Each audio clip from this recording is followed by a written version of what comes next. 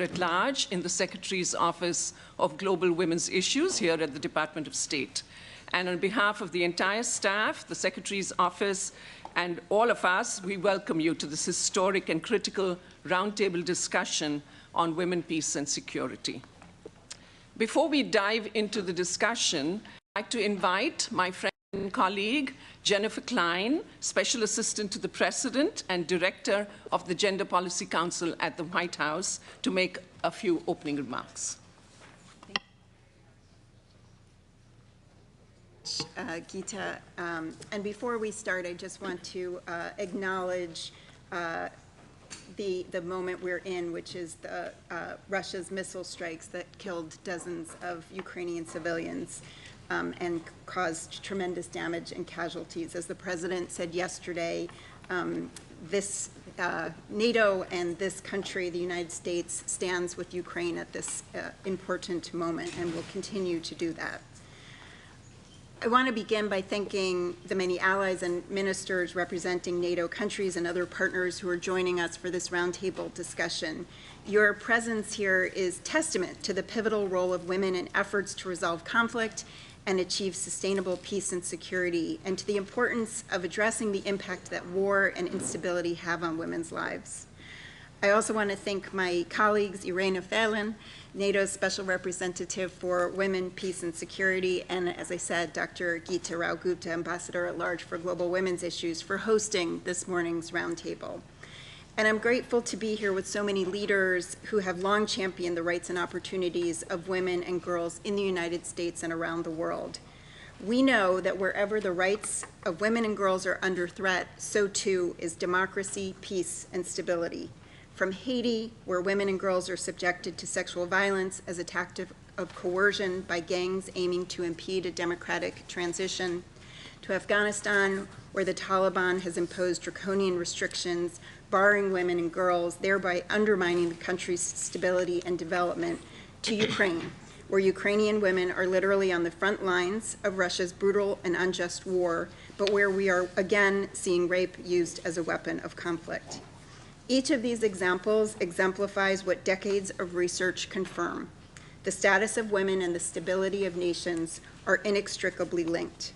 When women's human rights are protected and women have the chance to fully participate at decision-making tables, societies are more secure, militaries more effective, and peace longer lasting. The alliance that we celebrate this week is built on a foundation of shared democratic values, including respect for democracy, individual liberty, and the rule of law, as enshrined in the Washington Treaty. And pursuant to these values, NATO allies have recognized that women's participation and leadership in peace, security, and decision-making processes are fundamental to the strength of democracies, and therefore critical to NATO's present and future effectiveness. NATO's newly revised Women, Peace, and Security policy, which allies will officially endorse at this summit, provides an important roadmap to achieve this goal. And I want to thank Special Representative Fellin for her leadership in developing this new policy. The updated policy identifies women, peace, and security as central to NATO's core tasks and addresses rising 21st century security threats, including technology-facilitated gender-based violence, the gendered effects of climate insecurity, and conflict-related sexual violence. It also emphasizes the importance of women's leadership and addressing barriers to women's inclusion, retention, and advancement in national militaries. Each of these themes is also reflected in the as priorities in the U.S. Women, Peace, and Security Strategy and National Action Plan, which the Biden-Harris administration released last October and is well underway. I'll just give a few examples. First, our administration has taken historic action to promote women's participation and protection in the U.S. military. As Commander-in-Chief, President Biden has made it a top priority to eliminate obstacles to women's military service, including by advancing military justice reform and expanding support for military survivors of gender-based violence. And under this leadership, rates of sexual assault and sexual harassment in the active duty force have gone down for the first time in nearly a decade. And furthermore, women commanders have risen to unprecedented ranks, including the first woman to serve as the Chief of Naval Operations and the Joint Chiefs of Staff. Second, our administration has taken important steps to strengthen women's participation in conflict prevention and resolution and to promote accountability for conflict-related sexual violence. For example, we've expanded the Women, Peace, and Security Incentive Fund, which supports women's leadership to help break cycles of conflict and crisis, counter violent extremism, and help build peace and stability. Since its launch, this fund has provided more than $70 million in support to 17 countries, including most recently Haiti, Burundi, Mauritania, Libya, and Armenia. And in 2022, President Biden signed a memorandum on promoting accountability for conflict-related sexual violence, committing to fully exercise U.S. authorities, including sanctions, visa restrictions, and security assistance vetting against perpetrators and enablers of this scourge. Third, we promote stability and security by advancing women's political participation and leadership, including by countering online harassment and abuse. As a commitment from the first Summit of Democracy in 2021, the administration, together with the government of Denmark, launched the Global Partnership for Action on Gender-Based Online Harassment and Abuse to tackle threats against women leaders online, which in turn imperil democracy. The global partnership is now 15 countries strong, including our newest member, Finland. And yesterday, alongside many NATO allies and partners, the administration was proud to launch Women Lead, Women Leading Effective and Accountable Democracy in the Digital Age. This $850 million public-private partnership convenes governments, philanthropy, civil society, and multilateral organizations to help close the gender gap in political and civic participation and leadership globally. The administration is committing $150 million to this initiative to build the pipeline of women leaders, counter gender-based violence against women leaders online and offline, and support women's meaningful participation in peace building and conflict resolution. As this initiative demonstrates, collaboration across allied nations and with other partners is critical to our success. To that end, I'm eager to hear from colleagues today about their respective national action plans and hear how we can align efforts under NATO's new Women, Peace, and Security policy. I'm also looking forward to learning from civil society partners as they offer recommendations for its implementation. And I'm especially pleased to recognize that we have taken steps to put the principles of this policy into action. One of the key outcomes for the NATO 75th Anniversary Summit will be the provision of gender-specific uniforms, body armor, and boots for Ukrainian servicewomen. Allies have worked together in partnership with Ukraine using NATO's comprehensive assistance package to supply this non-lethal aid. I'm grateful to the many allies who answered the call to support this request, and of course, particular gratitude to Special Representative Fellin, for whom this has been a top priority, and I will say would not have happened without you. Let's celebrate this important outcome as we reflect together on additional ways we can ensure that our new NATO policy on women, peace, and security is implemented with force and fidelity, which in turn will help our alliance meet the 21st century challenges we're facing and advance stability and security around the world. Thank you. It's now my great pleasure to turn it over to you, our NATO Special Representative.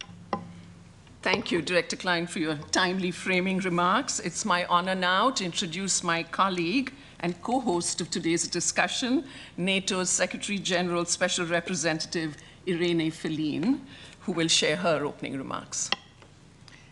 Thank you very much, Ambassador Rao Gupta, dear Gita, and thank you, Director Klein, for being here with me today. But a very warm welcome to our participants to this official high-level event of the NATO Washington Summit. For some of you, it's not the first since I started my mandate in 2022 from Madrid to Vilnius and today here in Washington. We have organized this event on women, peace, and security, and I'm very pleased that today we are meeting here in Washington. And we're meeting here in the city where the NATO founding treaty was signed in 1949. And as we look back on the past 75 years of this alliance, we are also laying the groundwork for its future. In an historical moment where increasing strategic competition, pervasive instability, and recurrent shocks define our broader security environment, NATO emerges stronger than ever. In recent years, NATO has gone throughout a process of reflection and adaptation to respond to security challenges and emerging threats. From the new strategic concept endorsed at the 2022 Madrid Summit to a new generation of regional defense plans approved at the 23 Vilnius Summit, the alliance updated its core policies and shifted its defense posture to be fit for purpose. In the next couple of days, heads of states and government will also come together to take important decisions on increase our support to Ukraine, reinforce our collective defense, and deepen our global partnership. As part of these important decisions, they will also endorse a new Women, Peace and Security NATO policy. The new policy set a clear vision for the advancement of NATO's WPS agenda, allowing the alliance to better navigate these times of global uncertainty while contributing to a more gender-equal future. I want to share with you 3 key considerations about this new policy, which will set the stage for the future of WPS at NATO. First, the policy centers around the implementation of NATO's 2022 strategic concept and how gender mainstreaming better prepares the alliance to address the evolving security environment. This means mainstreaming WPS into NATO's 3 core tasks, namely deterrence and defense, crisis prevention and management, and cooperative security. Within the concept of deterrence and defense, for example, NATO commits for the first time to advance work on challenges and threats like gender disinformation and technology-facilitated gender-based violence, as it was just mentioned by Director Klein. This can include cyber harassment, hate speech, or video and image-based abuse. It carries not only health and safety consequences, but also political consequences, as it silences women in their online spaces, ultimately diminishing their engagement in public life and democratic processes. When we look at the opportunities and challenges of technologies from drone-related warfare, cyber attacks, and generative AI, NATO will ensure that we are looking at how this impacts diverse segments of the population and focus on our efforts on mitigating any exacerbation of gender inequalities in the work we do. In addition, integrating gender perspectives into NATO's work on resilience and climate change are also specifically noted in the policy for the first time. Engagement with partners as part of NATO's cooperative security efforts remains an important element. This is not just about what NATO can provide to partners, but what NATO can learn from partner experiences. While centering WPS around the core of NATO's work, we remain mindful that NATO is one of the actors within a global women, peace and security community.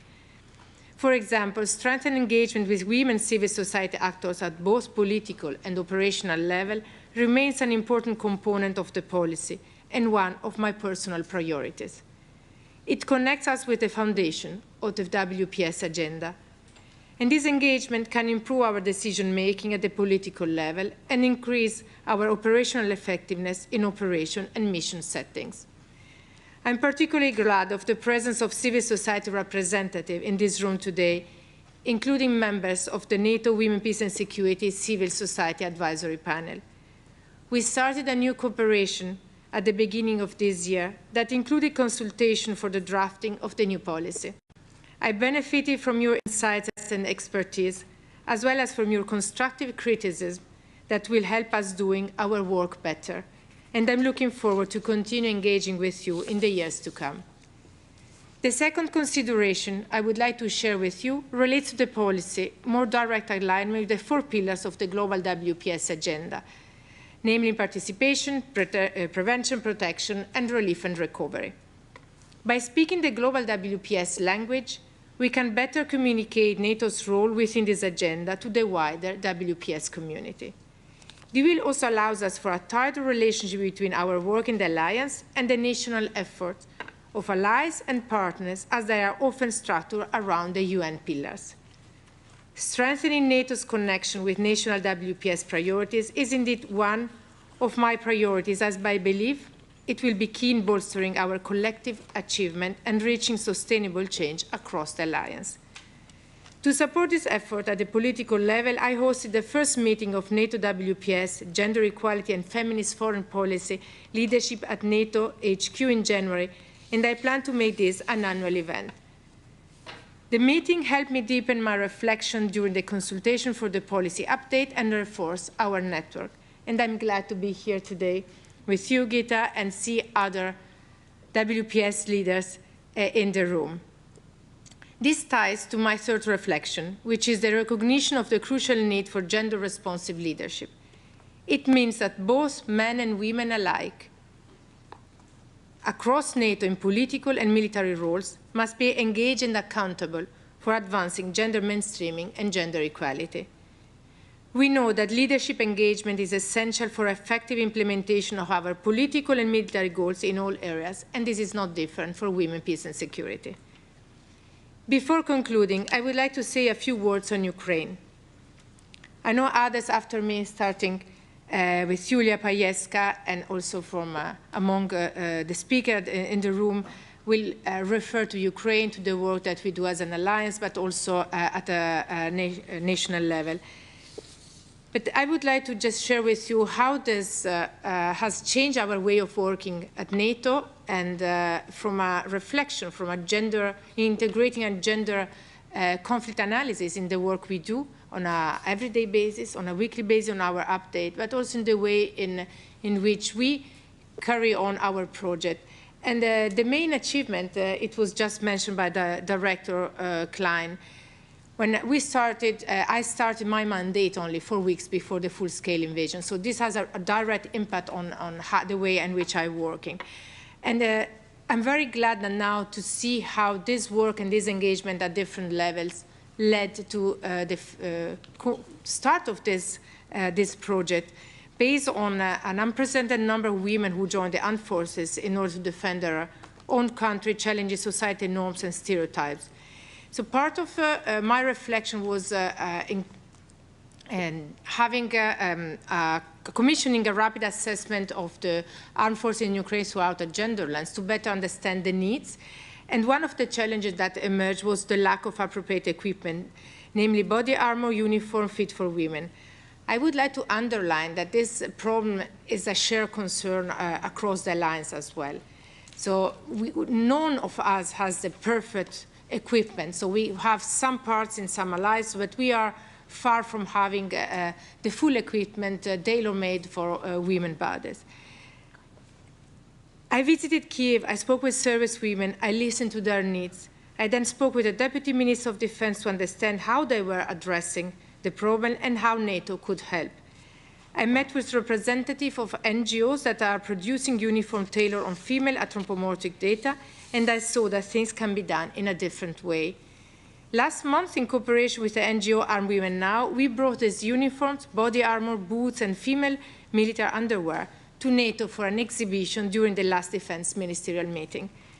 You cannot imagine how many colleagues, from ministers to ambassadors, from generals to officers, shared their surprise in learning that service women, and as I said, in Ukraine and in other countries alike, have to wear male uniforms that make them less comfortable and consequently less safe, unable to protect themselves adequately while fighting for their own country. I'm therefore very pleased to announce that throughout NATO Comprehensive Assistance Package for Ukraine, we will fund an initial production of 10,000 bulletproof vests, 10,000 winter uniforms, and 10,000 combat boots for service women in the armed forces of Ukraine. Allow me to personally thank the US for strongly supporting our project, and our allies Canada, Denmark, Finland, Iceland, Luxembourg, the Netherlands, North Macedonia, and Norway for their important financial contribution to this initiative. I just learned before starting this roundtable that other allies are willing to commit more funding to this initiative and to the continuation of this, to respond to the needs of the armed forces. So I know that this is just the first project in the beginning, how we can translate the women, peace and security principle into action, moving into concrete steps that will make a difference. I now look forward to hearing your perspective on these issues, which will affect our work and are best addressed throughout collaboration and the sharing of knowledge and strategies. Thank you. Thank you so much, Irene. You should all have in front of you the WPS new policy, and that's what we're going to be focusing on today in our discussion, is the implementation of that policy. And we'll take a moment to reflect as well together on the best practices, challenges, and lessons learned that we have all together learned over time in advancing women's and girls' participation, protection, and security in conflict zones and in the security sector worldwide. So my job is to moderate the conversation. We have a very short time, unfortunately, to discuss these important issues, and I have the unhappy task of being the timekeeper as well. But just so that you have a roadmap for our discussion today, we're going to be separating the conversation into 2 rounds of reflections from our guests. And in the spirit of the summit, I'll ask that you frame your remarks around the following 3 core objectives and emerging WPS priorities. First, the implementation of the new policy that I just talked about. This policy not only demonstrates our unwavering support for the people of Ukraine, but also addresses the critical issue of protecting women and girls from all forms of gender-based violence, including conflict-related sexual violence in areas of war, conflict, and crisis. Second, the complex landscape of modern security challenges that we must confront, which include emerging threats stemming from advances in technology and artificial intelligence. These threats, such as gender disinformation and misinformation, as well as technology-facilitated gender-based violence, pose significant barriers to women's meaningful participation in peace, political, and security-related processes. And third, by recognizing the interconnected nature of these issues and taking proactive measures to address them, NATO is not only standing in solidarity with Ukraine, but also working towards a more secure and inclusive future for all. Together, we can combat gender-based violence, promote women's empowerment, and support the people of Ukraine in their pursuit of peace and stability. So our objectives for today's discussion stand firmly on the promise of the UN Security Council Resolution 1325 and the persistence of women civil society leaders, particularly from the Global South, who simply said, "Nothing about us without us." This is why the US continues to prioritize women's leadership and meaningful participation in all stages of conflict and crisis. In 2017, in fact, the US further codified its commitment with the bipartisan passage of the Women, Peace and Security Act, which made the US the first country in the world with a comprehensive law on WPS. Of course, none of this would have been possible without the leadership of Senator Shaheen, who we are honored to have with us here today. Senator, I know that we'll be hearing from you soon. I'd also like to congratulate Irene and her team on the release of the new policy. I can tell you these undertakings are no small task, and I'm sure all of you will agree with me that integrating WPS across NATO's 3 core tasks of collective defense, crisis management, and cooperative security is essential for achieving lasting peace and stability. So with all of that in mind, I would now like to begin our first round of remarks from our distinguished guests. And with that, I'd like to welcome the Minister of Foreign Affairs of Belgium, Minister Labib. I would like to invite you to share your perspective on the critical role NATO allies and partners share in addressing the challenges and opportunities presented by technological advancements for women in the defense sector. Thank you very much, Special Representative Irene Fellin, and thank you, Ambassador Gupta, for hosting this very, very important event. I cannot imagine, indeed, a NATO summit without a good conversation on women, peace and security. And I also started as a Minister of Foreign Affairs in 2022, so I'm used to now. And who better than you can lead us through this process. And I thank also all the participants for their insightful remarks. My country has always been a staunch advocate of the 1325 agenda and is now already implementing its 4th national action plan on the question of women, peace and security. And this plan has guided our action both nationally and internationally. It follows a very fundamental principle that women play an important role in de-escalating conflict and peace building. They should have their, seat always at the negotiating table. If we want to build sustainable peace, women's meaningful participation should be taken into account in all aspects related to peace. This has been, by the way, demonstrated many times in history. And one of the most famous examples happened in 2011 in the Philippines, when Muslim women helped and trained by UN women conducted negotiations with the Moro Islamic Liberation Front. A year later, they managed to put an end to one of the longest conflicts in the world, nearly 40 years. And more recently, a grandmother negotiator halts violence and frees hostages in Ituri, DRC, one of Africa's most war-torn regions. Her name is Petronil Vaweka. She won last year the Women Building Peace Awards. Allow me, if I may, to share with you a few words about her methods. She said she always has the same method. She said she looked the belligerents calmly in the eyes. She speaks respectfully but firmly to the parts of their psyche that remember traditional values and the voices of their mothers. Do they want always to live in war? How do they expect to build futures for themselves, peace for their own children, with violence that only isolates them further?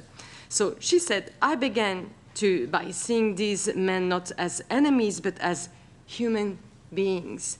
They want to show everyone their strength, but many have become violent out of despair or fears. And so I listened to their stories, and at the end, these men understand that I have taken risks to come speak to them, and they respect me. So Petronil has recently worked as a trainer in conflict management for the effort by the DRC and the United Nations to stabilize this very troubled zone still now in Ituri.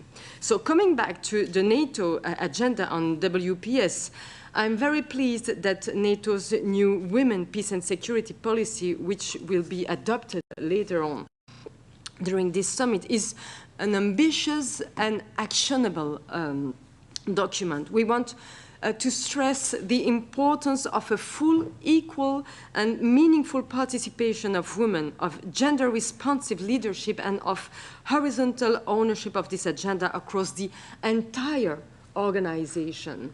The main goal now must be to fully integrate this WPS policy across NATO's 3 core tasks.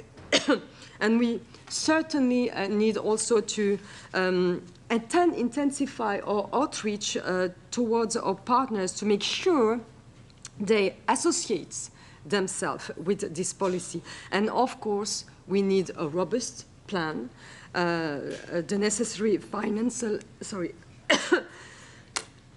I need to drink.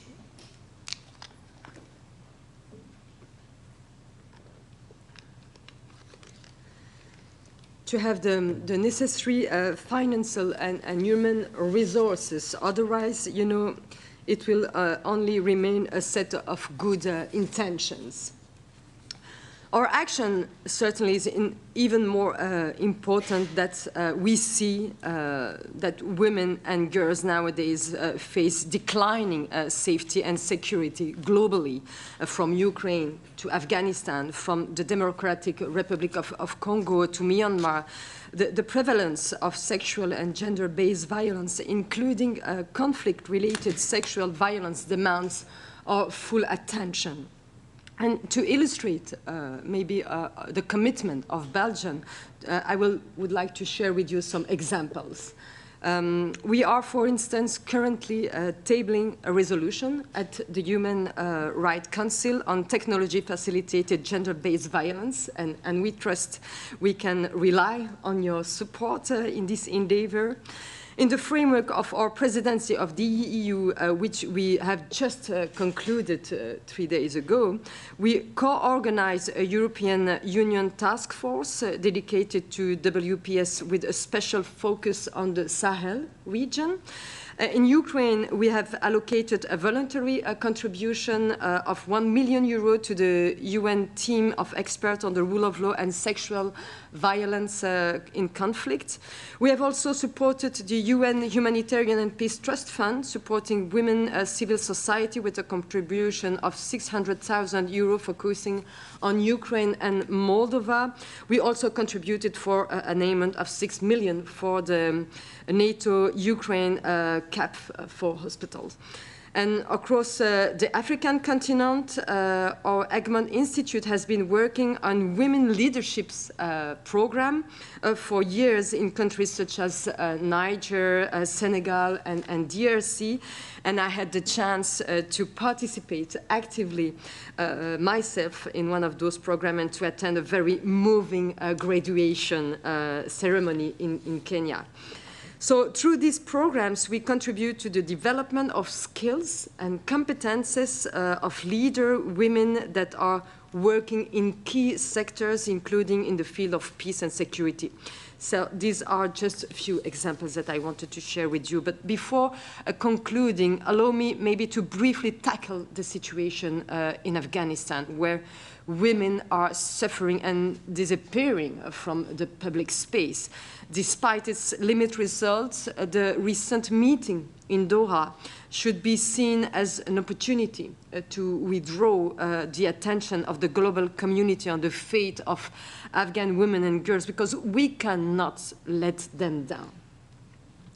So since the return of the Taliban, Belgium has resolutely maintained its support to women and girls in the country through multilateral agencies such as UN Women, but also by directly supporting local civil society organizations, among others.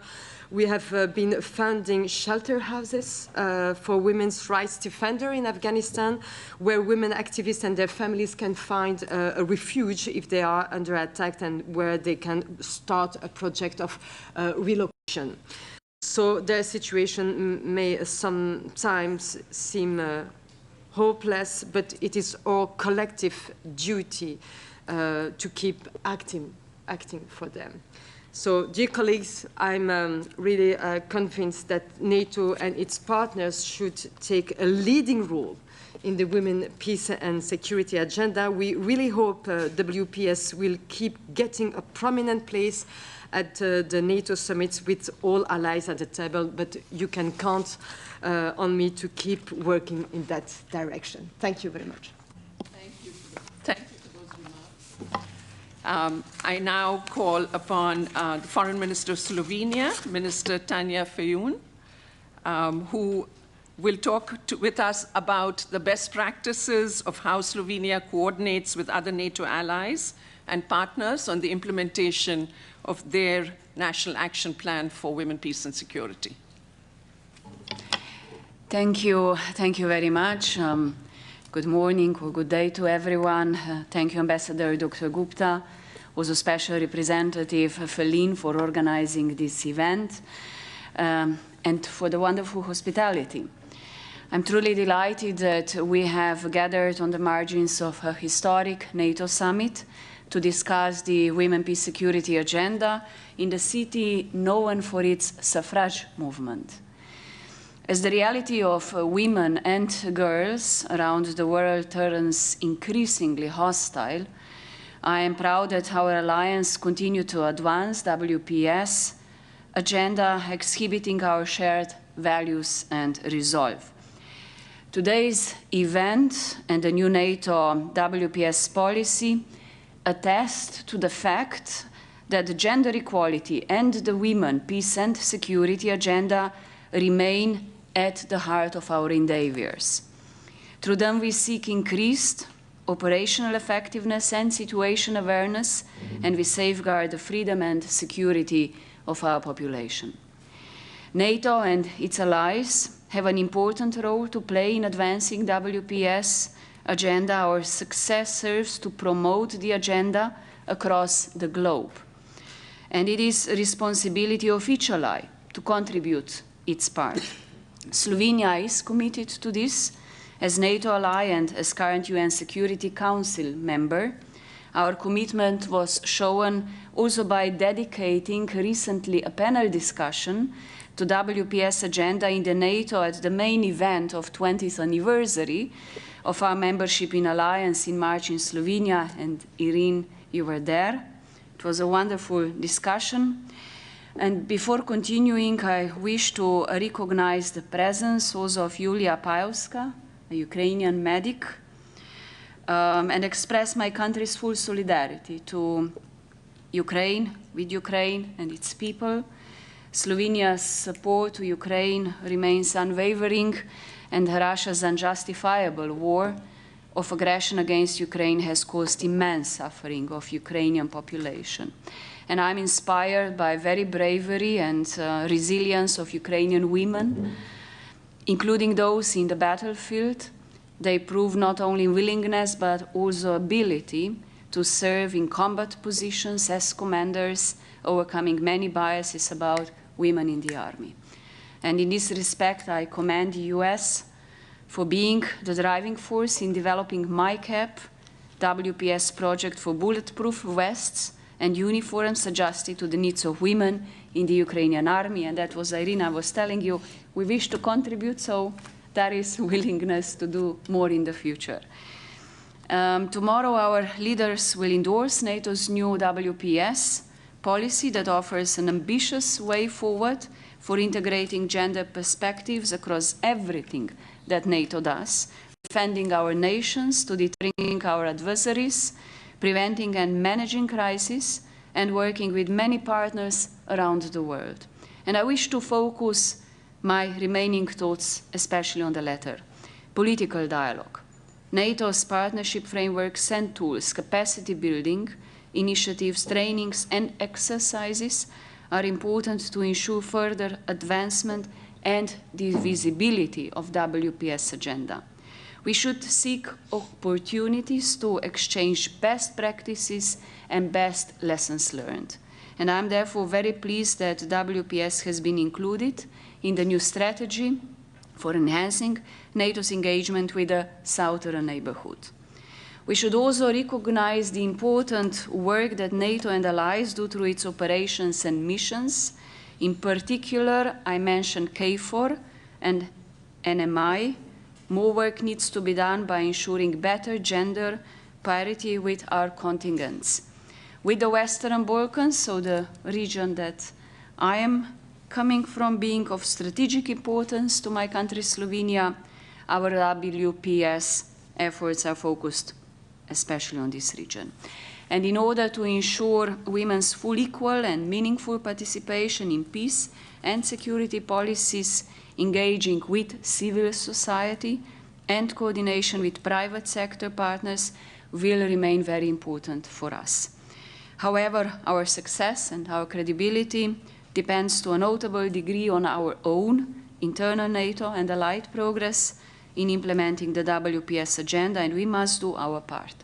NATO has the potential to become the most powerful example of WPS implementation, and we very much look forward to its realization. Thank you. Thank you very much, Minister Fellin. I would just request that we all keep our remarks to 3 minutes, please, because I'm nervous that we won't make it in time for the Secretary's reception. Let me now call upon the Minister of Justice of Romania, Alina Gorgheu. Could you share how Romania aligns its efforts in implementing the WPS National Action Plan and how it is linked to the NATO WPS policy to ensure the safety and protection of women? Thank you very much for hosting us. I will be short. It is an honor, dear friends, to share my thoughts with you. As Minister of Justice, as a mother, I know the hurdles we women face in all fields.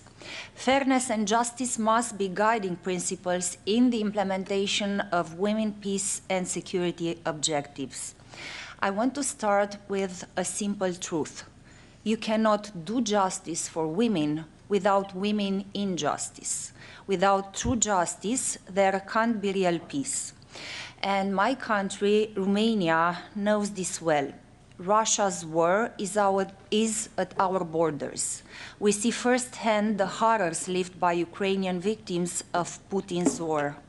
Women are vital to sustaining communities post-conflict, and we see that what drives peoples to overcome the trauma of war and aggression is the hope that justice will be served.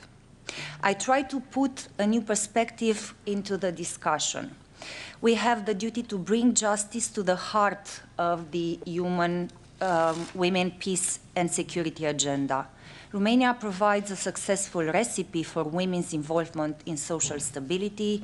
In our justice system, women account for almost 80% of all judges in the High Court, and over 70% of employees in my ministry are women. The whole system in Romania supports the effort, and we are a NATO member state that spends 2.5% of its GDP on the defense sector. A part of that goes to implementing the WPS agenda, and this is very important for us and for everybody. We will soon adopt our second national strategy for 2028. This document includes lessons learned from the Romanian and US's co-presidency of the national focal points from 2023, and we strive to have a decision-making process through gender lenses. Romania's action plan is built on the 4 pillars of the Resolution 1325, prevention, protection, participation, relief, and recovery. And we know as a fact that traditional gender norms dictate that men must be on the front lines and women must stay at home. But we know better in Romania. Women leaders don't go to war. Increasing the number of women in security fields is a choice for a future with less war. Thank you for your time. Thank you very much, Minister. Thank you for emphasizing the importance of representation. I'd now like to invite Ambassador Eric Nelson, who serves as the Associate Director of the George C. Marshall European Center for Security Studies, and he'll talk to us about how the implementation of a WPS policy can address key disinformation and misinformation operations tactics and narratives that are employed by Russia. Thank you, Ambassador Gupta. I'd like to reinforce many of the good points made and talk about, I think, principally about how we need to develop a stronger gender-responsive leadership, as you describe it. When you look at disinformation, it reminds us that warfare and conflict today is conducted in multiple domains, in cybersecurity, in lawfare, in economic realm, in disinformation. And that's why we talk more and more about total defense. We talk about resilience, about society's ability to resist these attacks, to stay standing and to recover and rebuild. All of these domains have women fully represented and fully impacted. And responding adequately in all of these domains requires women fully engaged. The full implementation, full participation of women should be intuitive to all of us, to all leaders. But what we see is Russians are directing their disinformation efforts against women. We see these disinformations specifically targeted to marginalizing women, to keeping them from participating and to discouraging them from leading. So we see that the Russians know that this is a vulnerability of ours, that disinformation is intended to sow discord, to undermine cohesion, and to trigger to trigger division among us over women's empowerment, sadly, is not difficult to do. So our response needs to be very deliberate. And our response needs to recognize that this targeting is getting at a fundamental requirement, that we respond in a way that demonstrates total defense. So I see that it's very critical that we talk more and more about how leadership needs to be deliberate and needs to be proactive, recognizing that women, peace, and security is intuitive. And women, peace, and security needs to be imperative when you look at this broad array of threats. It needs to become an imperative so that one day it's inherent in our approach to our defense and security. We cannot consider that women, peace, and security is work to be shouldered principally by women. We cannot consider that this is something that's nice to have, that we can achieve during peacetime, or that it's something that we require new resources to achieve. This is about completing our team and filling empty seats or creating seats at the table. And this is not a zero-sum game, which is where the disinformation wants us, how disinformation wants us to think of it. And we see in our recruiting shortfalls that we are failing to incorporate women when so many allies cannot even staff our services. Obviously, we should do a better job, and we could succeed if we thought about how women are a principal part of our response. WPS needs to be central in our thinking of strategic competition, because our strategic competition is also about our values. If we are truly about empowerment of women versus subjugation of women, if we truly want to create deterrence and collective security and defend human rights, then our actions must match our values, and we must walk the talk. We need to turn vision to action, lead with force and fidelity. Thank you. Thank you very much, Ambassador Nelson.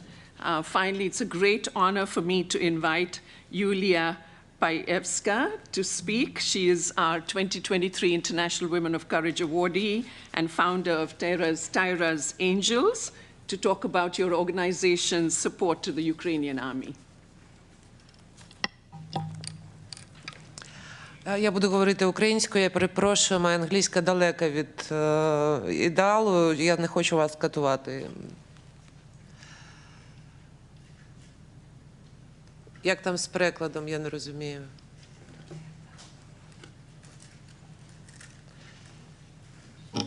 Yeah, it works? Great. Excuse me, I'll talk Ukrainian because my English is really not good. I'm not happy about it. So.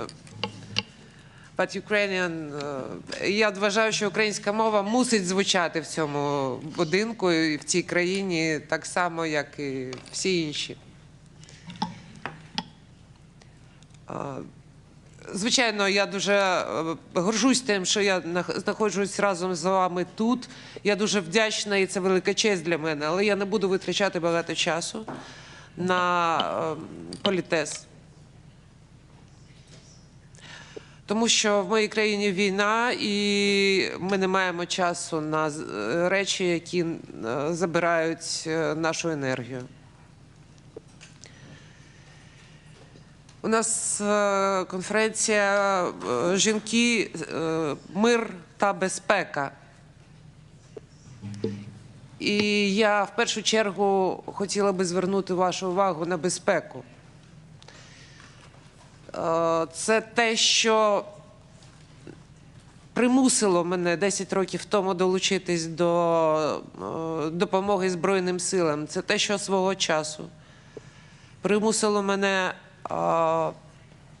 підписати контракт зі Збройними силами і як військова брати участь в бойових діях. Це те, що трошки більше, ніж 2 роки примусило мене поїхати в Маріуполь на зустріч війні, на зустріч загрозі, на зустріч безжальному ворогу. Ми, жінки, такі. Ви знаєте, як ми дбаємо про свої домівки. Особливо українки. Ми дуже любимо, щоб все вдома було класно.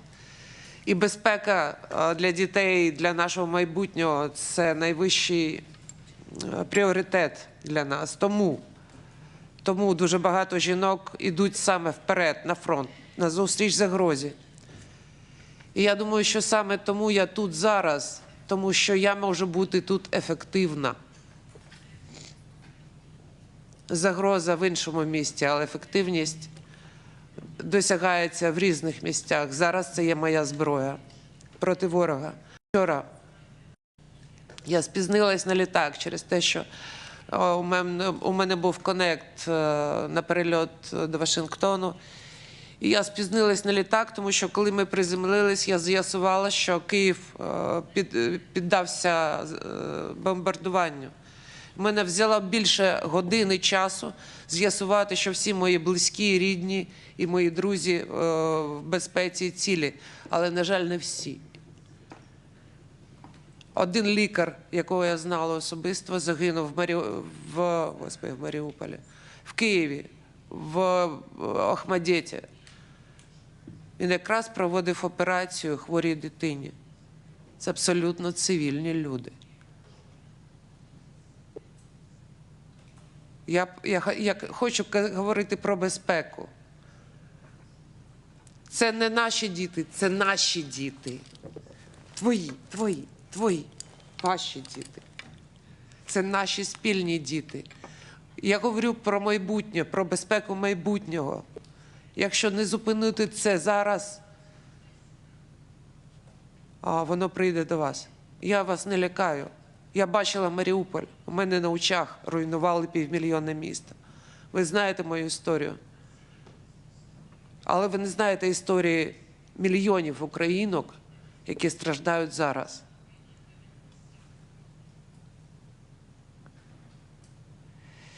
Форма. Дякую за цю ініціативу і за те, що ви робите. Це надзвичайно важливо. У мене нема проблем з формою, моя фігура дозволяє мені користатися чоловічою формою. Але для ефективності жінок на фронті це надзвичайно важливо. Так що я дуже вдячна. Це є складова нашої спільної майбутньої безпеки. Для цього ще треба багато зробити насправді. Наприклад, я хотіла би попросити вас сприяти розвитку, написанню, можливо, програми психологічної підтримки для військовослужбовців і для цивільних, і особливо для тих жінок, що пройшли полон. Я була в полоні росіян 3 місяці. Це поза межами добра і зла.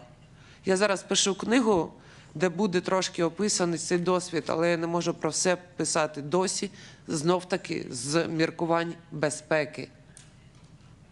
Тому що багато моїх посестер ще й досі у полоні. Світ змінюється. Росіяни, я присутність їх відчуваю буквально будь-де. Ця надзвичайно ядовита, як сказати, пропаганда проникає навіть сюди. І якщо ви згадаєте цей наратив «Втома від війни», який пішов саме з Росії і використовується навіть тут і зараз, я психолог. Я хотіла би звернути вашу увагу на захист психологічного середовища, в першу чергу. Бо зброя, головна зброя росіян – це брехня. І жінки дуже тонко відчувають, коли їм брешуть. Нас не обманеш, правда? Будь ласка, зверніть увагу на це. Перемога досягається в голові і в серці. А зброя тільки підтримує цю перемогу. Ми мусимо це зупинити. Я безмежно вдячна за цю можливість. Дякую.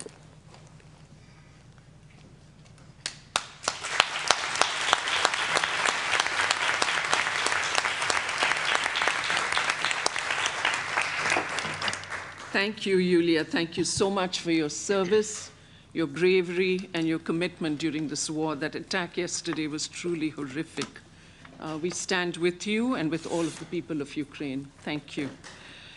Let's move to the second round of our discussion and focus this time on technology-facilitated gender-based violence and its impact on women's leadership as sort of an important component of advocating for women, peace, and security policies, laws, and accountability to support survivors of technology-facilitated gender-based violence.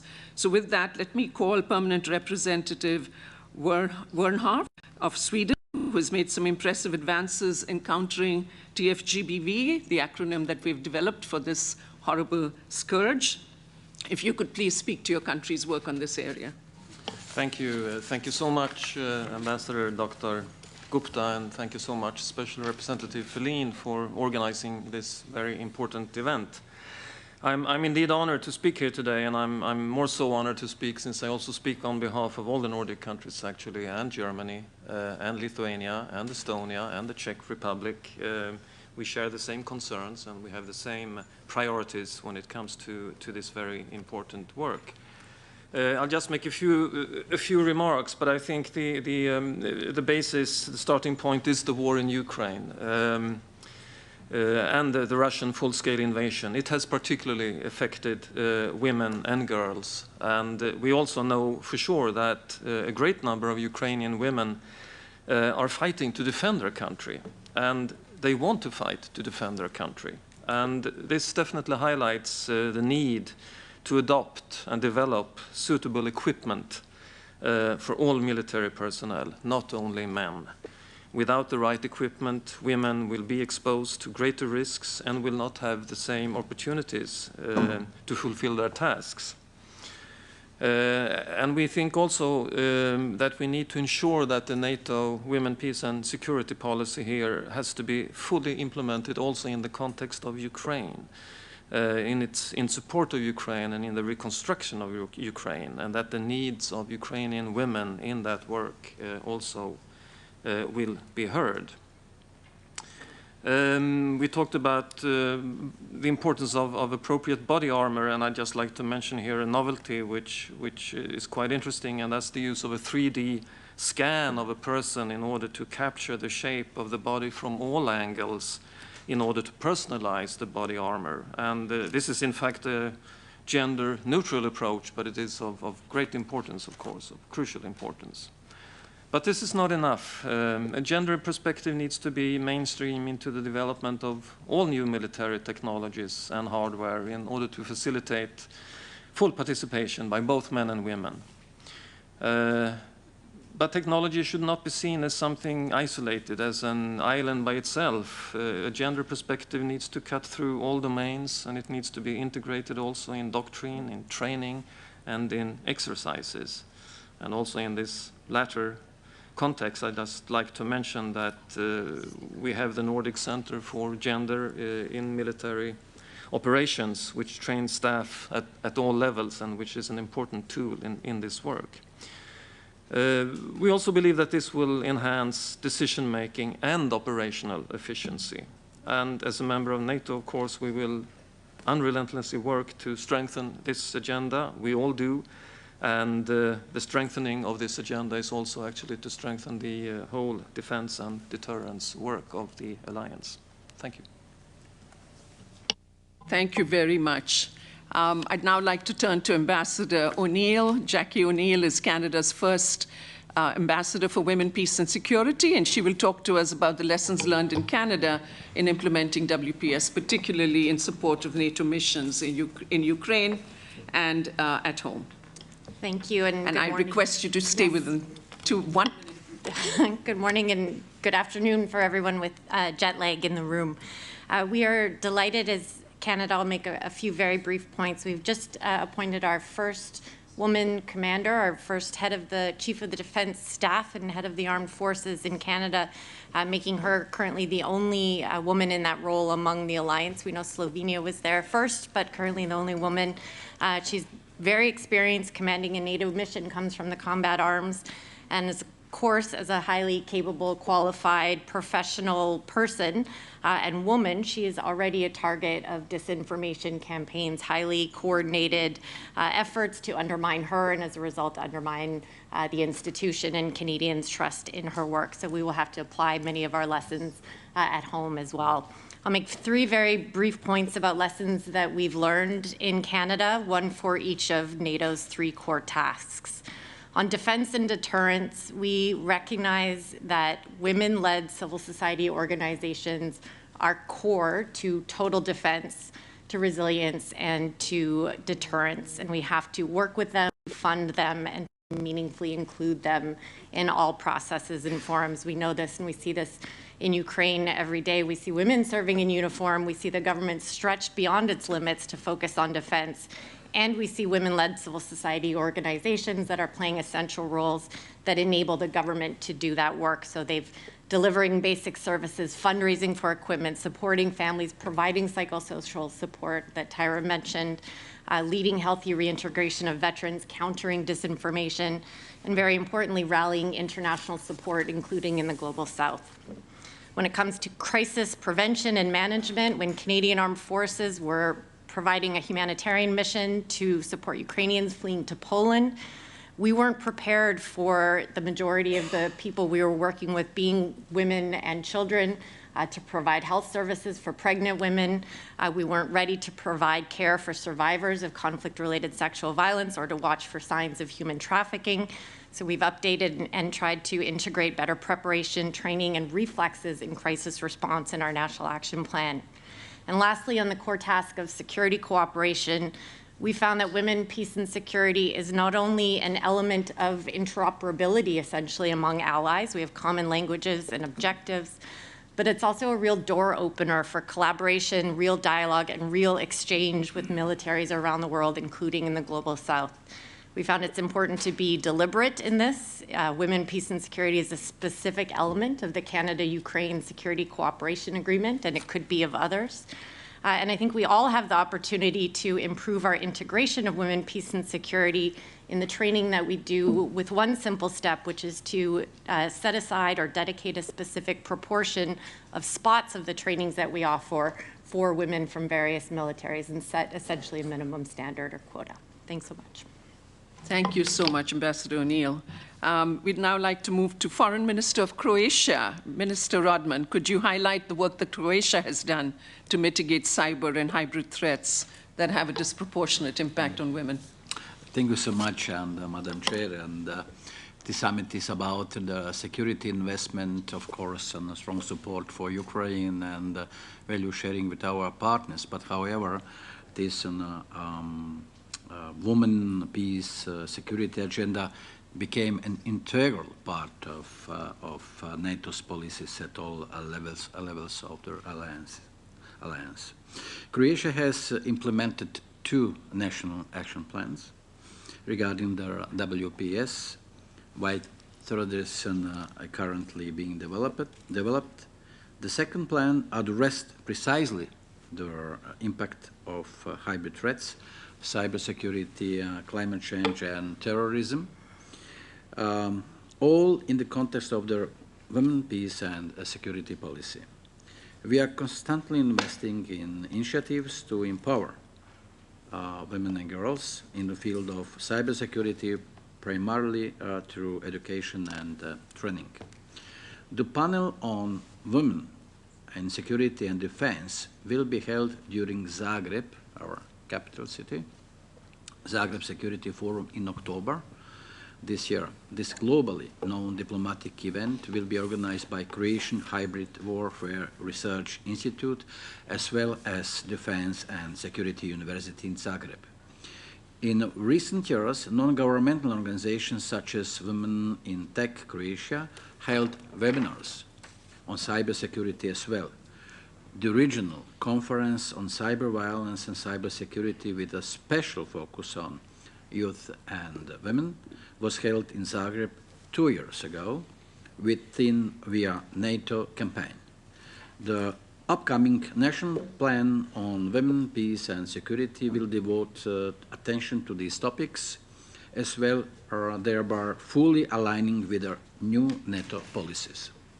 Recently, Croatia has been under heavy attacks from hacker groups, creation the most important hospital in Zagreb, Rebro, aiming to undermine the resilience of Croatian society.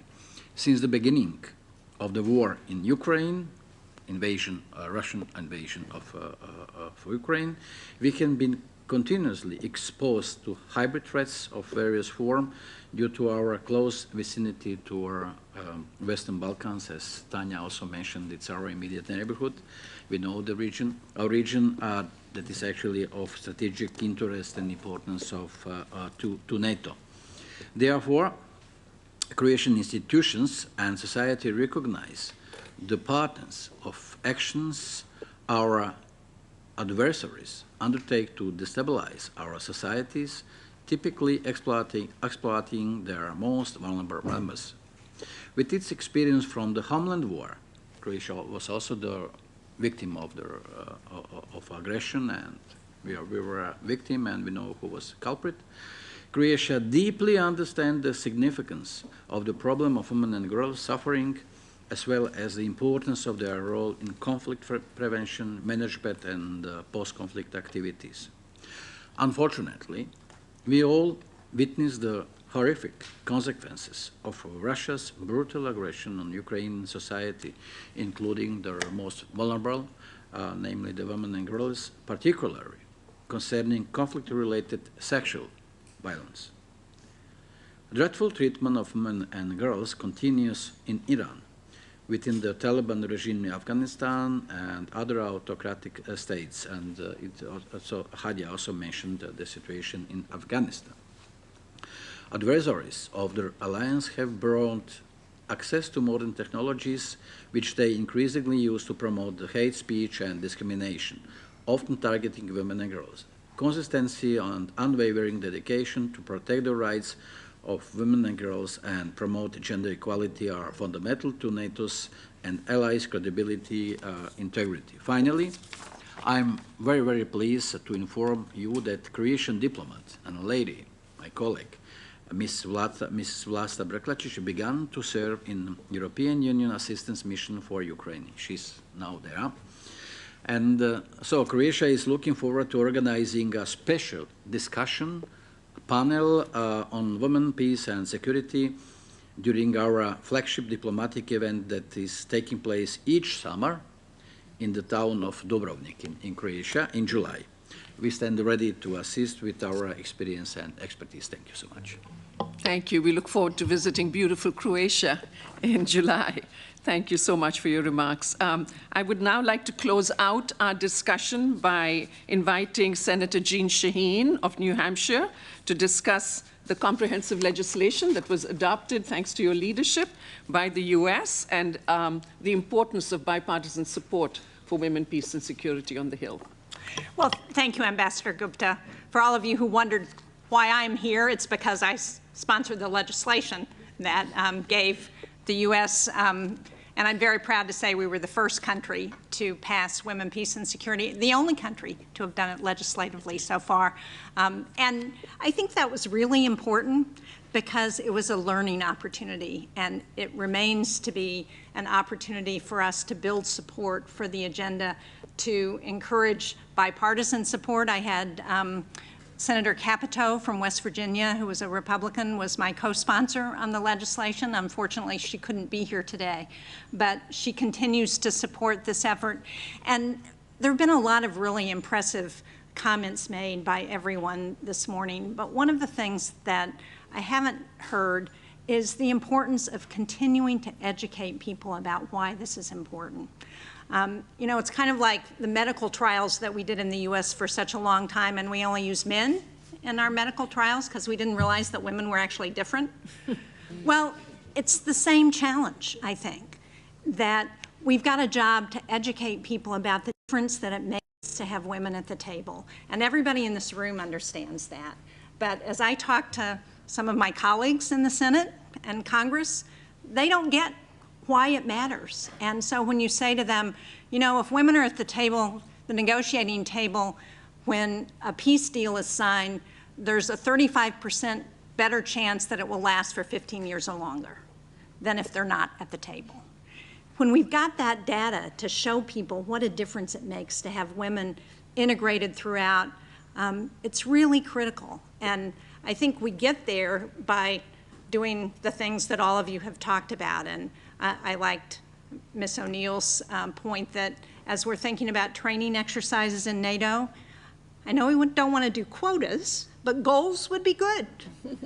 No? Having goals for a number of women in NATO leadership would be good. You know, just as we've got 2% of GDP for spending on defense, we ought to have a goal for women's participation. So I think a lot of exciting work is being done now, and thank you to Ukraine for the lessons that you are giving us as we think about the role of women. I had the opportunity to meet with several women in the Ukrainian military a year or so ago, and one of the things they said to me that I have talked about frequently at home is they said, give us the weapons so that we can fight so you don't have to. Mm-hmm. So we so appreciate what you are doing. Thank you. Thank you so much, Senator Shaheen. Thank you for your leadership. We couldn't function without it, so thank you so very much. I'd now like to turn back to my colleague Irene to summarize the discussion today before we close the session. Thank you very much, and thank you to all of you for your contribution. It's clear that we would have needed more time to listen to you, but we don't want to make Secretary Blinken waiting too long. And so I will wrap up with some reflection, because I think that the conversation we had today is particularly relevant and valuable as we look into two significant milestones, the NATO 75th anniversary and the nearly 25 years of the United Nations Security Council Resolution 1325. These milestones serve as stark reminders of our collective commitments to defending democracy, individual liberty, and the rule of law, while advancing gender equality, promoting peace, and ensuring the security of all individuals. Celebrating anniversaries also prompt us to reflect on the future, and when it comes to the future of the Alliance, the Women, Peace and Security agenda is as relevant as it has ever been. But as we all know, our fight for gender equality is never ending. With this new policy in place, I now look to translate this framework into actionable steps.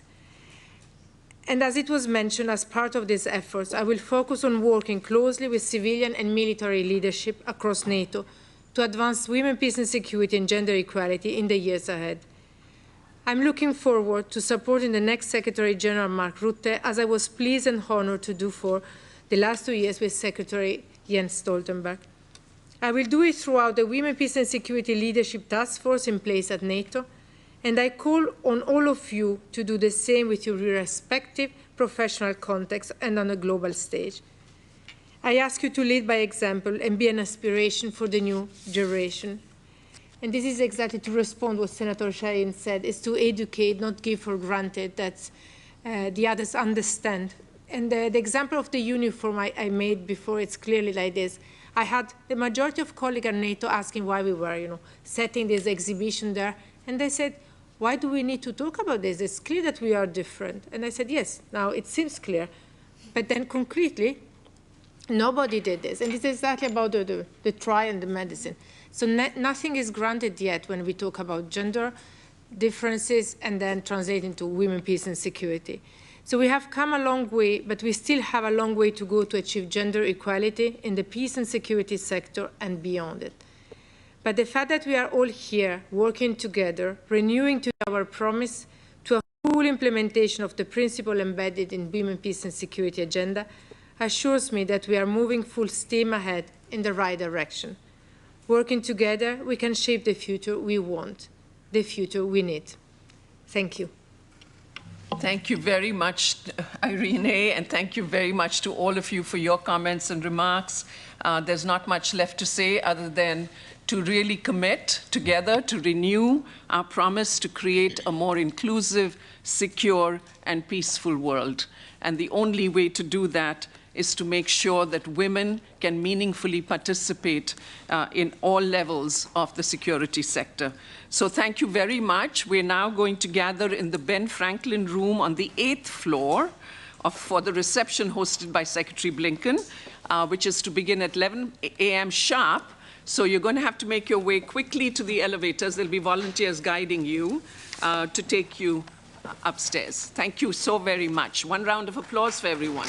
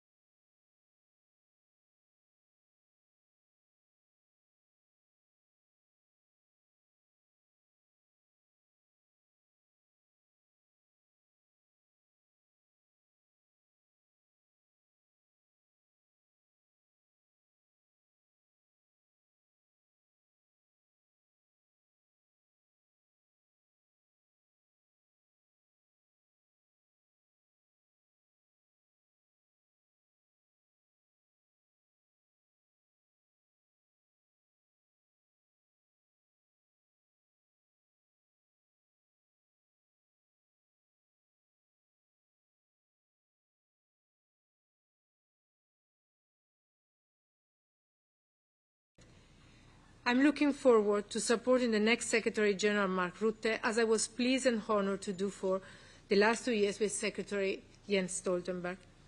I will do it throughout the Women, Peace and Security Leadership Task Force in place at NATO, and I call on all of you to do the same with your respective professional context and on a global stage. I ask you to lead by example and be an inspiration for the new generation. And this is exactly to respond to what Senator Shaheen said, is to educate, not give for granted that the others understand. And the example of the uniform I made before, it's clearly like this. I had the majority of colleagues at NATO asking why we were, setting this exhibition there. And they said, why do we need to talk about this? It's clear that we are different. And I said, yes, now it seems clear. But then concretely, nobody did this. And it's exactly about the trial and the medicine. So nothing is granted yet when we talk about gender differences and then translate into women, peace and security. So we have come a long way, but we still have a long way to go to achieve gender equality in the peace and security sector and beyond it. But the fact that we are all here working together, renewing today our promise to a full implementation of the principle embedded in Women, Peace and Security agenda assures me that we are moving full steam ahead in the right direction. Working together, we can shape the future we want, the future we need. Thank you. Thank you very much, Irene, and thank you very much to all of you for your comments and remarks. There's not much left to say other than to really commit together to renew our promise to create a more inclusive, secure, and peaceful world. And the only way to do that is to make sure that women can meaningfully participate in all levels of the security sector. So thank you very much. We're now going to gather in the Ben Franklin room on the 8th floor for the reception hosted by Secretary Blinken, which is to begin at 11 a.m. sharp. So you're going to have to make your way quickly to the elevators. There'll be volunteers guiding you to take you upstairs. Thank you so very much. One round of applause for everyone.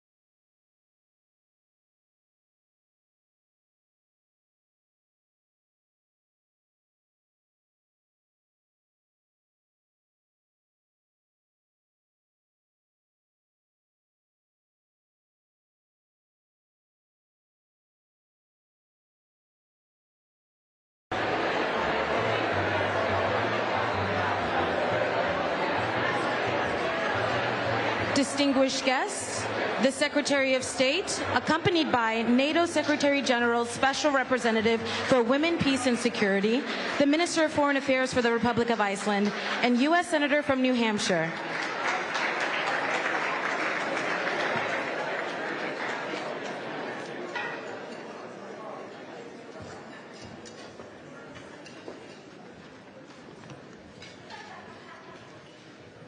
Well, good morning, everyone. Welcome to the State Department. It is wonderful to have everyone in this room on this day for this occasion. 76 years ago, a year before the treaty that created NATO was signed, President Truman signed into law two other documents that proved foundational for America's lasting security. The first, on June the 12th, 1948, allowed women to serve as regular members of the United States military. The second, just 6 weeks later, banned segregation in our armed forces. Both reforms faced resistance and skepticism in the United States. Congress held hearings to debate the merits of permitting women to serve in the same capacity as men. The very first witness called was General Dwight E. Eisenhower. Asked why he supported the reform, his answer was simple: we need them.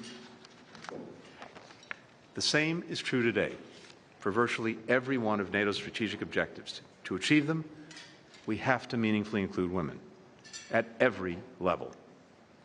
As we know, the evidence shows that when women enjoy greater physical security, when their rights are respected, when societies have higher levels of gender equality, entire countries are more stable, they're more prosperous, they're more peaceful. And when women are meaningfully involved in making and keeping the peace, it is more likely to endure. This is not just a women's issue. It's a national security issue, an economic issue, and yes, a moral issue as well, including for NATO, which was built on a shared commitment to defend liberty, to defend democracy, to defend the rule of law. Living up to that commitment is also vital to the strength and well-being of our nations and our citizens. That's why one of the very first actions that President Biden took was to form a commission to develop America's first ever national strategy on gender equity and equality, a strategy that we put out in 2021 and that we've been working to implement every day since. That's why we released an updated strategy and a national action plan on women, peace, and security just last year. And it's why advancing women, peace, and security has enjoyed long-standing support in our Congress. We're so grateful to have a true champion of that issue here today, Senator Jeanne Shaheen. Thank you, Jeanne, for your remarkable leadership.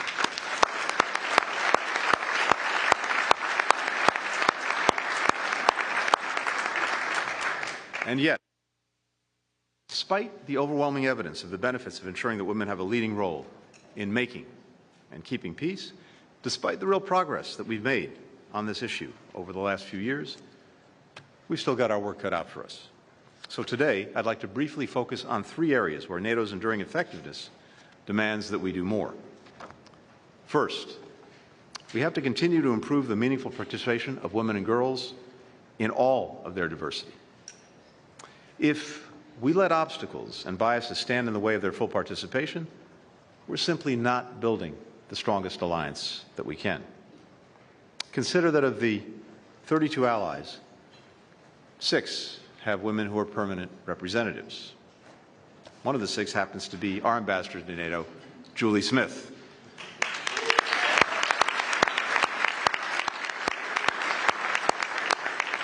As some of you might have taken note of yesterday, Julie's also the new announcer for the Washington Nationals, as she opened the game and Secretary General Stoltenberg threw out the first pitch. But Ambassador Smith represents the United States at NATO not because she's the best woman for the job, but because she's the best person for the job. Just as was true of her 2 predecessors, Toria Nuland and Kay Bailey Hutchison.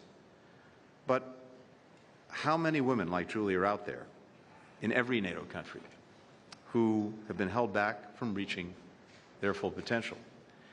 And how much have our nations, how much has our alliance lost as a result? Second, we need to fully integrate strategic thinking about women, peace, and security across all of our efforts, particularly in addressing some of the 21st century challenges like those posed by digital technology.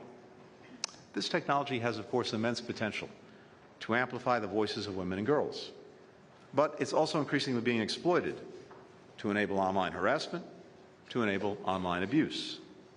Women, girls, LGBTQI+ people, particularly those in public life, civil society leaders, are especially vulnerable to this violence.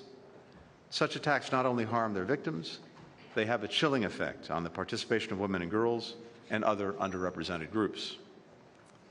This is a threat to the health of our democracies, and we're taking steps to push back.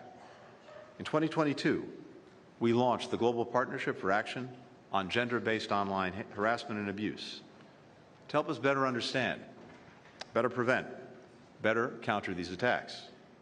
15 nations have partnered with the United States in this effort, including 5 of our NATO allies, and I strongly encourage others to join in this effort. Third, we need to share best practices in women, peace, and security beyond our alliance. That will make our partners stronger. It will make them more stable. It will help prevent and diminish drivers of instability in other parts of the world, which increasingly affect our own security. And just to give you a couple of quick examples. This year, the U.S. launched Women, Peace, and Security regional centers in Colombia and Kosovo. We're grateful to have President Osmani here with us today. President Osmani was instrumental in the launch of this initiative. It's already demonstrating the way these centers can serve as hubs for ideas and for innovation. In the months ahead, we'll launch a third center in the Philippines. And these hubs bring together government, civil society, academia, the private sector, to collaborate on tackling the challenges that we're talking about here today. Last year, the U.S. military launched its first ever Women, Peace, and Security Cooperation Initiative in the Indo-Pacific. Together with Australia and New Zealand, we've held trainings to help the militaries in 11 partner nations integrate the gender dimension of threats into their own planning, into their own operations, such as how to draw on the leadership of women and girls in responding to natural disasters, including their knowledge of the most vulnerable populations and how most effectively to reach them and support them. We're training and empowering women's civil society groups and peace builders so that they can play a leading role in building peace and building free and open societies and negotiating the end to conflicts. Even, and maybe even especially, in places where those in power ruthlessly repress the rights of women and girls, like Afghanistan. For even as the Taliban denies them the right to go to school, to go to work, to move freely and participate in public life, women and girls continue to fight for their right to build a brighter future for themselves and for their country. As they do, we're working every day to support their efforts, working with governments, with NGOs, with private sector, with academia, to help Afghan women and girls keep studying, to build their skills, to build their connections, to work remotely. We also continue to rally global pressure on the Taliban to reverse these repressive policies, which are hurting all Afghans. And we continue to partner with women in places where we see ongoing fighting, like Sudan and like Ukraine. From the moment that Putin launched his full-scale invasion, Ukrainian women have stepped up in every conceivable way to defend their country, to defend their communities, to defend their families, including in combat. Right now, there are thousands of Ukrainian women who are serving on the front lines, literally as snipers, as machine gunners, as medevac pilots, commanding tank units and artillery batteries. Every day, they prove that valor has no gender. But too often, Ukrainian women fighters don't have the equipment that they need to meet their unique needs, forcing many to buy and even design their own kits. Today, we're taking a step to fix that by announcing that NATO allies will provide more than $7 million to purchase equipment for women in Ukraine's armed forces, including more than 10,000 bulletproof vests, uniforms, boots. We applaud every ally that's come forward to help in this initiative. It's just one small part of our effort can not only defend itself today, but also get to the place where it can stand strongly on its own feet, militarily, economically, democratically. That is the mark of success for Ukraine. That will be the strongest possible rebuke to Vladimir Putin. Here's the reality. Ukraine cannot do that. It can't succeed in achieving that ultimate success without the full and equal participation of all of its people. For Ukraine's economy to not only survive but thrive, Ukraine needs women. Last year, 37,000 new businesses registered in Ukraine, more than in the year leading up to the war. The majority were founded by women.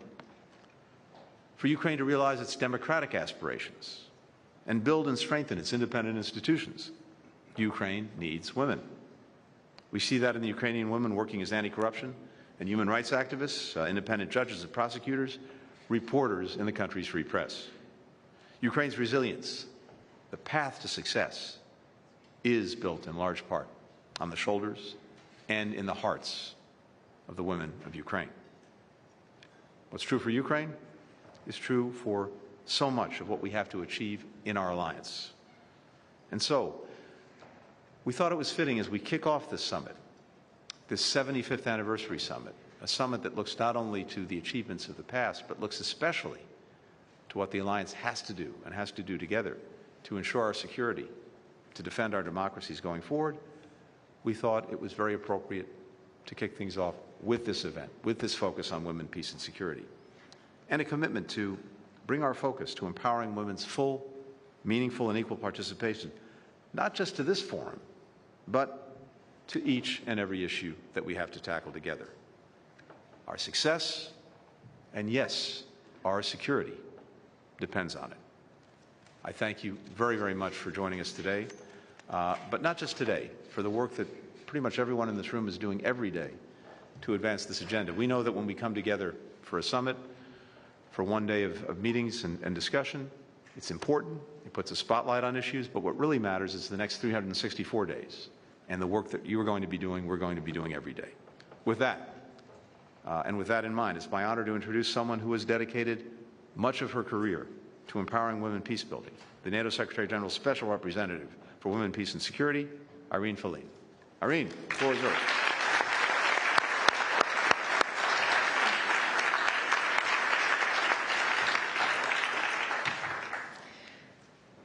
Distinguished ministers, excellencies, dear friends, it is a true honor and an utmost pleasure for me to have the opportunity to address you today on the occasion of the Women, Peace and Security reception. My special thank you go to you, Secretary Blinken, for hosting us here at the State Department and for being on the front line for the implementation of this important agenda. I'm truly impressed by the remarkable initiatives that you just described as part of the US WPS strategy. You are leading by example. In its 75 years of history, NATO has demonstrated to be an incredible adaptive alliance, capable of transforming itself whenever needed, while sticking to its core values. Our attachment to the Women, Peace and Security agenda is a distinctive feature of the transatlantic alliance. Standing up for and helping advance the rights and participation of women in defense and security is very much at the heart of who we are and what we do, as individuals, nations, and collectively as an alliance. We know that setbacks in global peace and security go hand in hand with setbacks in gender equality. Globally, women increasingly face threats to their political and social rights and their personal security, as well as barriers to their full participation in peace and security processes. As an alliance based on democratic values, this matters for NATO. As Russia's war of aggression in Ukraine continues, with devastating impact on civilians, as we just saw yesterday, our work to understand the gender dimension of this conflict is of vital importance to inform us how we can better support Ukraine. It is clear that the principles for UNSCR 1325, adopted almost 25 years ago, are not only yet to be fully implemented, but are indeed increasingly challenged. In line with this recognition, at the 2023 Vilnius Summit, NATO allies resolved to update the NATO WPS policy. And after a year of work, this new policy is now ready to be endorsed tomorrow by heads of state and government at this Washington summit. Let me now share with you some reflection on this new policy. It is an important part of the implementation of NATO's 2022 strategic concept. Within the context of deterrence and defense, for example, NATO commits for the first time to advance work on challenges and threats like gender disinformation and technology-facilitated gender-based violence.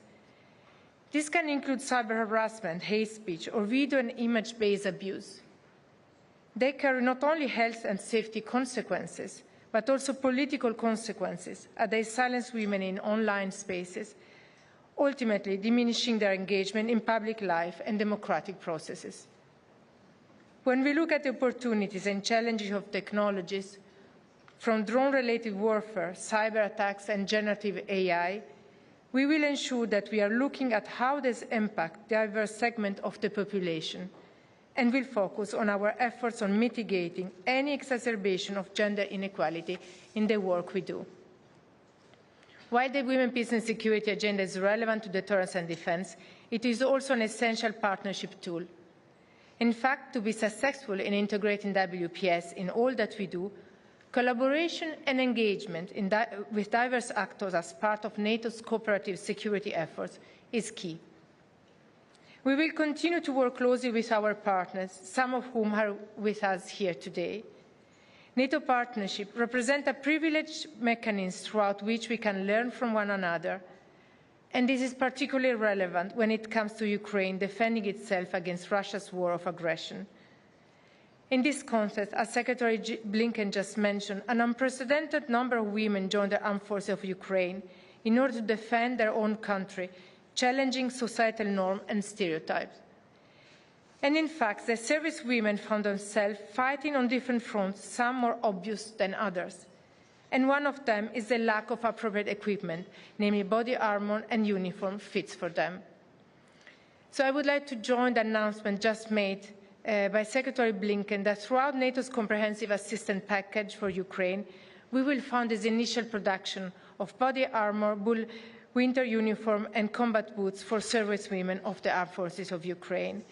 And allow me to personally thank you, Mr. Secretary, for strongly supporting our project, as well as our allies Canada, Denmark, Finland, Iceland, Luxembourg, the Netherlands, North Macedonia and Norway for their important financial contribution. Just before we joined the reception, other allies came to me to say they want to join this initiative and fund more support for Ukraine, so I'm sure that we will have other projects and continued support to the service women of Ukraine. And I'm looking at Deputy Prime Minister Olga Stefanishyna, who is leading the work with a comprehensive assistance package, and we will continue our joint efforts in the coming months. Partnership is not only among nations, it is with civil society organizations as well. And I recognize many CEOs representatives present in this room today. I want to reassure you that strengthened engagement with women civil society actors, including throughout the NATO Civil Society Advisory Panel, is and will remain a priority, as it helps us stay connected to the foundations of the WPS agenda. Distinguished guests, the road ahead requires unwavering commitment and collective efforts at all levels. It demands that we, from the political and military leaders to the civilian and military staff, continue to champion gender equality. As part of this new policy, I strongly advocate for a more gender-responsive and accountable leadership. This means that leaders, men and women alike, are called to lead by example and commit to fully advance the Women, Peace and Security agenda at NATO and beyond. I therefore call on you today to be part of the cultural change that is still needed. Together, we can create a future where every individual, regardless of their gender, can contribute to and benefit from peace and security. Thank you.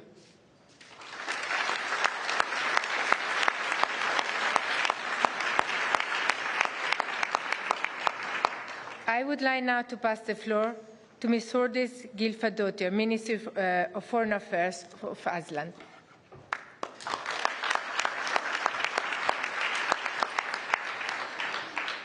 Thank you, Secretary of State Blinken, Special Representative Fellin, and other distinguished guests for providing an important opportunity for us, allies and partners, right at the start of the summit to reaffirm our commitment to advancing the women, peace and security agenda.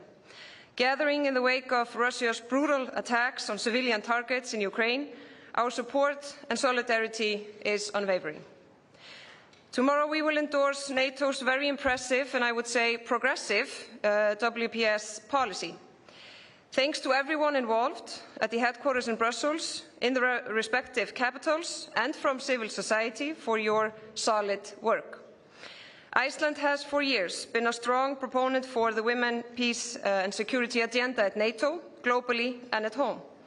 Even as we face mounting challenges on the global stage, or perhaps particularly because of that, we cannot lose sight of this important agenda. At critical times when so much is at stake, it is vital to mobilize all available human capital, both men and women. This is equally important for economic growth, as well as deterrence and defense. And here we have a lot to learn from our Ukrainian friends. Ukrainian women are at the front lines of the war, assuming increasingly crucial roles. They are making a significant contribution to the defense of Ukraine today and tomorrow, and building the resilience for Ukraine to prevail. They are leading humanitarian relief efforts, taking up key positions in the administration, and playing a vocal role in Ukraine's civil society. We need to listen attentively to the voices of Ukrainian women and support them on their terms. I am therefore pleased to announce Iceland's contribution of €500,000 to the CAP Trust Fund to provide Ukrainian women with critical body armors, uniforms and boots. Providing them with the appropriate equipment is both essential for their protection on the battlefield, as well as an important step in modernizing Ukraine's future force. And this last point is key. Bringing women on board is not only a women's rights issue. It brings benefits to the whole of society and to our collective security. This we in Iceland know, this the Ukrainian society also knows. It's not about waiting for the time when you can afford on focusing on women, peace and security, or gender equality for that matter, or empowering women. You become stronger because you focus on those points, not when you afford them. Cheers to that. Distinguished guests, the WPS agenda is a reflection of our values. When women's rights are faced with a backlash around the world, it is especially important to continue promoting gender equality and inclusivity. The endorsement of NATO's new WPS policy tomorrow comes timely and is essential in the context of the current security environment we are facing at NATO. NATO, as our leading security organization, has a unique role to play in advancing the WPS agenda across all three core tasks integrated in our strategic concept.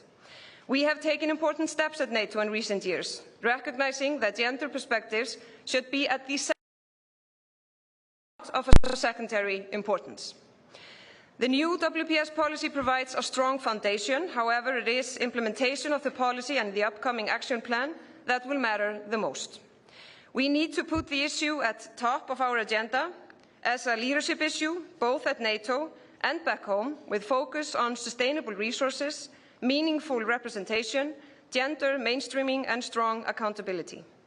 So let's move forward with ambition on women, peace and security, both for us as an alliance and for Ukraine and for the whole world. Now is the opportunity to demonstrate that NATO can be a real champion of women, peace and security. Thank you.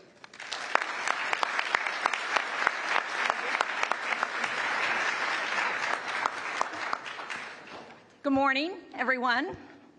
Welcome to all of you who are here from outside of the United States to the 75th NATO Summit. We're delighted to have you here. We wish it were a little cooler in Washington, but now, I know all of you are saying, I understand why Secretary Blinken's here. We understand why the NATO representative for WPS is here. We understand why the foreign minister from Iceland is here.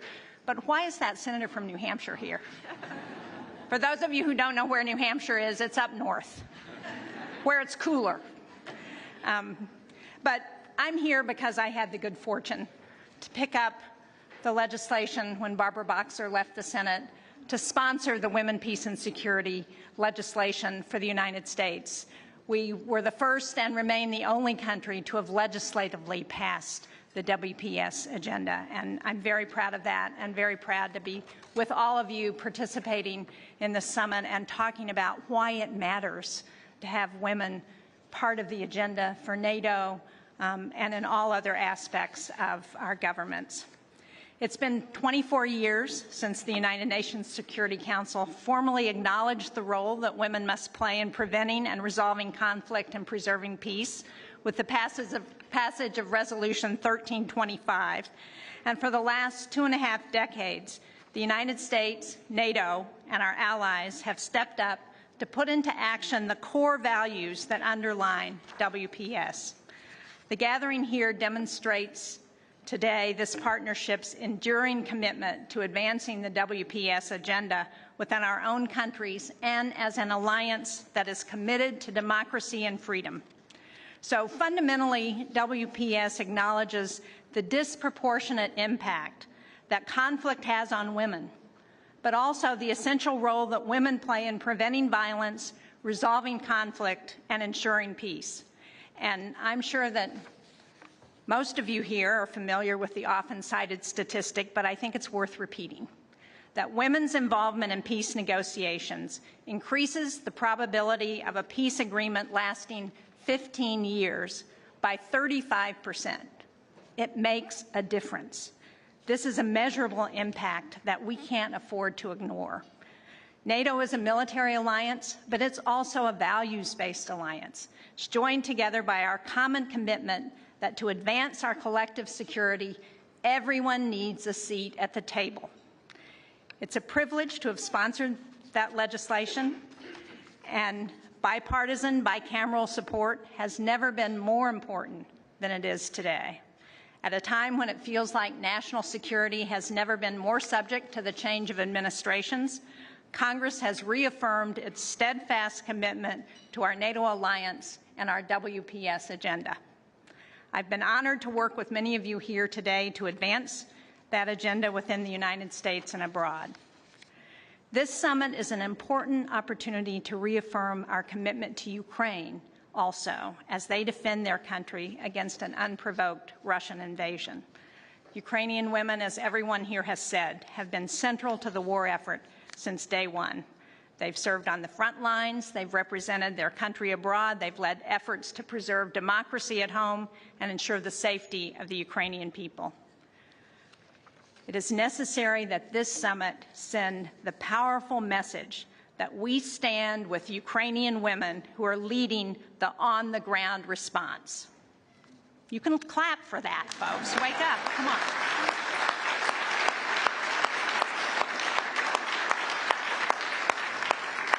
Ukraine's fight is a fight, and WPS is central to the better future all Ukrainians are fighting for themselves at home, but for democracies around the world.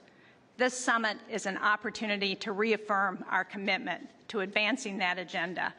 And thank you to everyone here today for your commitment to WPS, for your commitment to NATO, Secretary Blinken. Thank you for prioritizing WPS within the Department of State and ensuring that our diplomatic corps reflects our diverse nation and pursues policies that prioritize women's equality and equity.